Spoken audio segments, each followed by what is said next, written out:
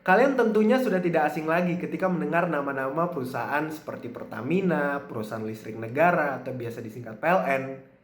Tapi pernah nggak sih kalian bertanya-tanya, kenapa kita tuh hampir selalu membeli produk dari perusahaan mereka? Sebut saja ketika kita ingin membeli bahan bakar, kita pasti perginya ke Pertamina. Atau ketika kita ingin membayar tagihan listrik, kita pasti perginya ke PLN. Mengapa demikian? Nah, kedua perusahaan ini termasuk dalam jenis perusahaan monopoli.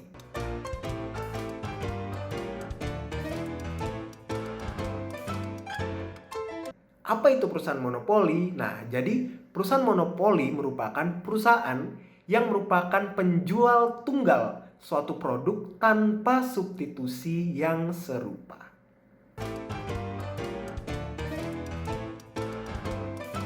Nah, mengapa dapat terbentuk suatu perusahaan monopoli?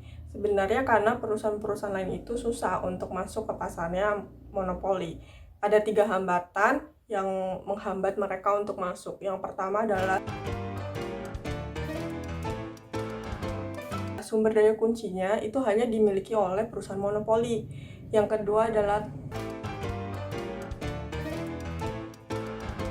teknik produksinya juga hanya dikuasai oleh perusahaan monopoli. Yang ketiga, adanya peraturan pemerintah. Pemerintah memberi hak eksklusif kepada satu perusahaan untuk memproduksi suatu barang. Contohnya kalau di Indonesia adalah PLN. Pemerintah memberikan hak eksklusif kepada PLN sehingga yang lain nggak boleh untuk masuk ke pasarnya perusahaan itu.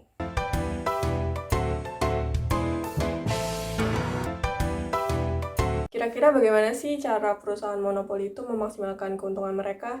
Nah, biasanya perusahaan monopoli itu menggunakan cara yang dinamakan diskriminasi harga.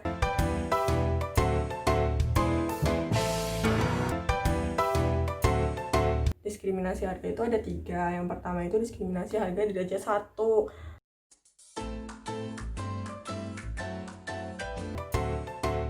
Nah, kalau diskriminasi harga di derajat 1 itu, perusahaan akan menetapkan harga yang berbeda per individunya. Jadi setiap individu itu dipatok harga berdasarkan pandangan penjualnya, kira-kira orang ini bersedia membayar berapa, seperti itu.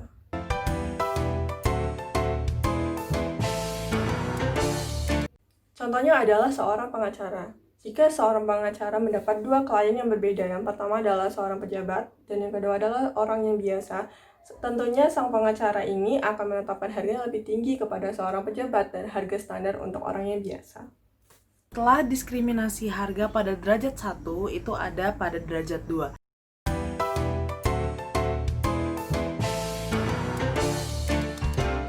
Derajat 2 ini mengenai harga yang berbeda untuk setiap jumlah konsumsi yang berbeda. Monopoli mengambil sebagian dari SK. Jadi, di derajat kedua ini contohnya seperti misalnya dalam pembelian bensin. Dalam 2 liter itu berharga 140.000 dan dalam 30 liter itu berharga 210.000. Jadi, menurut konsumsi atau dari jumlah yang diinginkan, jika lebih banyak maka harganya akan lebih mahal. Maka itu adalah contoh dari derajat kedua.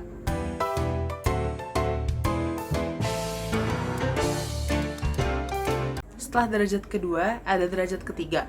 Nah, derajat ketiga ini adalah harga yang berbeda untuk pasar yang elastisitasnya juga berbeda atau dekasi konsumen yang berbeda. Nah, perusahaan mengenakan harga yang lebih tinggi pada konsumen dengan tipe demand terhadap produk yang inelastik.